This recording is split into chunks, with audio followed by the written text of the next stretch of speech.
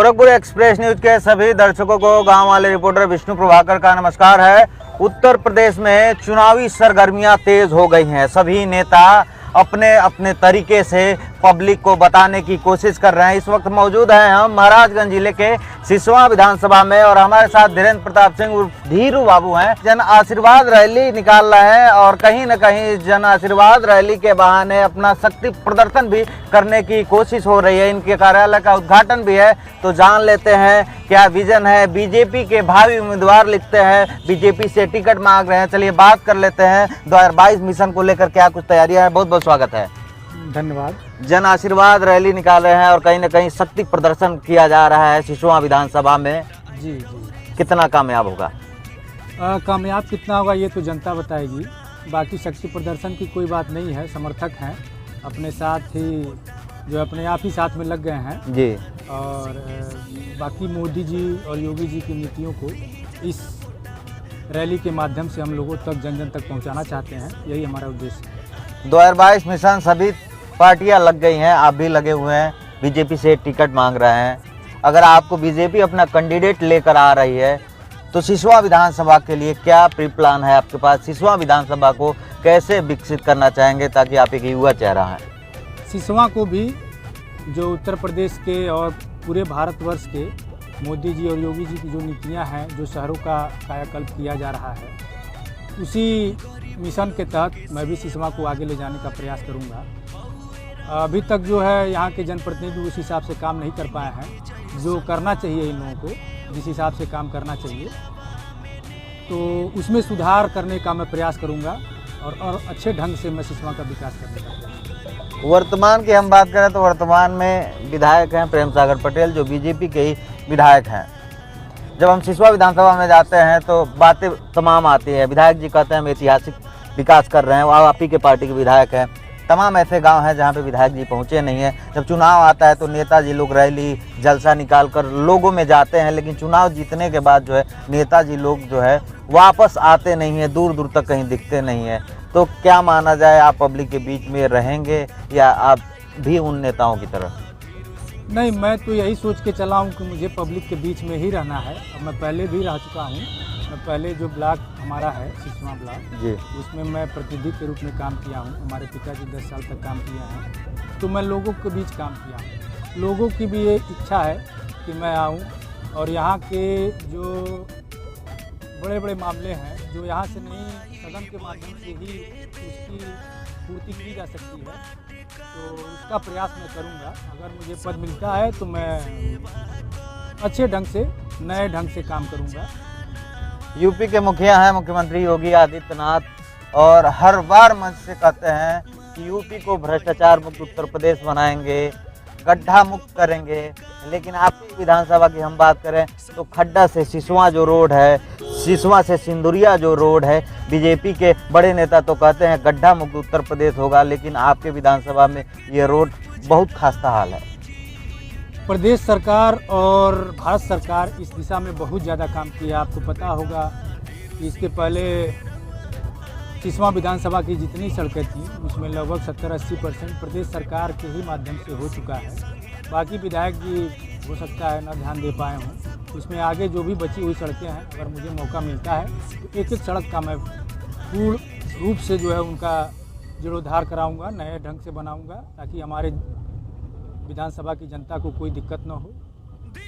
सिसवा को विकसित करने के लिए क्या प्लान है? कि सिसवा पहले नगर पंचायत था, अब नगर पालिका हो गया, लेकिन सिसवा में एक दो बड़ी समस्या है। स्वास्थ्य की बड़ी समस्या है, हॉस्पिटल है लेकिन डॉक्टर नहीं बैठते हैं, और वर्तमान में आप प्रतिनिधि के तौर पे काम भी कर चुके हैं। कई बार हम लोगों ने इसके लिए, हमारे MLC साहब हैं श्री देवेंद्र प्रताप सिंह, उनके माध्यम से हम लोगों ने सदन में भी इस मामले को उठाया था और नियुक्ति भी हुई थी, लेकिन किन्हीं कारणों से अभी तक सुचारू ढंग से शुरू नहीं हो पाया है।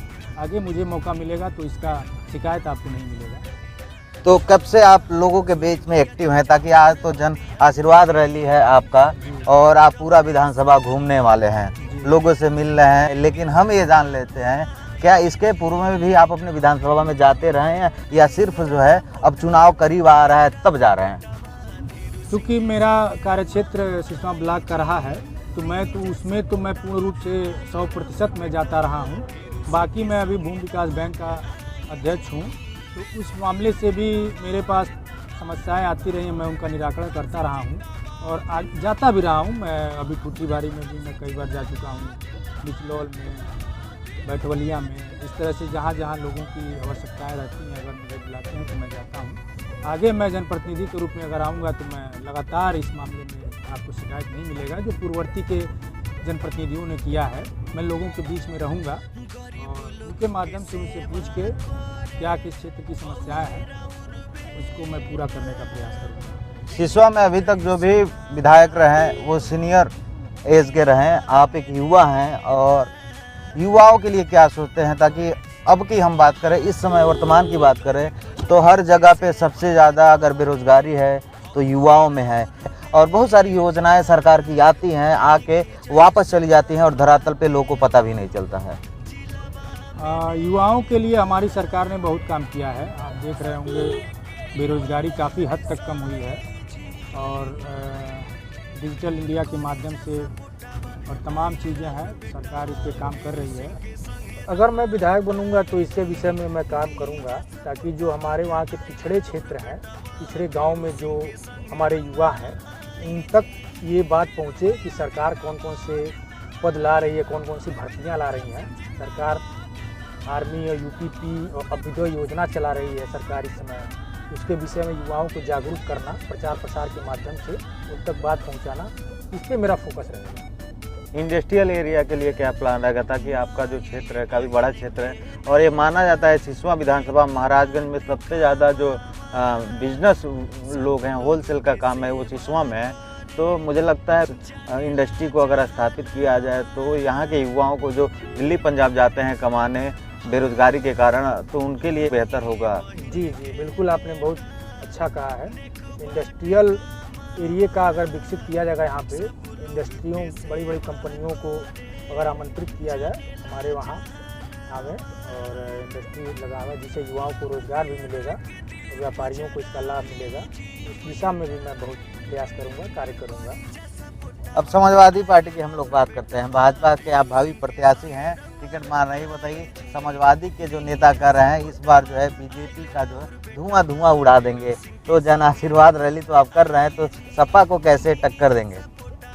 मुझे तो नहीं लगता है कि सपा टक्कर दे रही है कहीं से भी, और बाकी पिछली बार 300 के ज़्यादा सीटें थी बीजेपी की। हाँ। और इस बार भी ये 300 का जो लैंडमार्क है उससे आगे ही रहेगी, ये 100% तय है। अच्छा, और सपा की सरकार अभी कहीं से भी बनती हुई मुझे तो नहीं दिखाई दे रही। बात कहाँ तक बनी टिकट का, ताकि अभी हर कोई आपके पार्टी में बहुत सारे ऐसे कैंडिडेट हैं जो शक्ति प्रदर्शन कर रहे हैं, अपने आप को बड़े नेताओं के बीच में प्रभावित करने की कोशिश कर रहे हैं, तो आप भी होड़ में हैं और भी बहुत सारे लोग हैं, तो बात कहाँ तक पहुँची? क्या धीरू सिंह जो है सिसवा विधानसभा से टिकट लेकर आ रहे हैं, बीजेपी का सिंबल लेकर आ रहे हैं?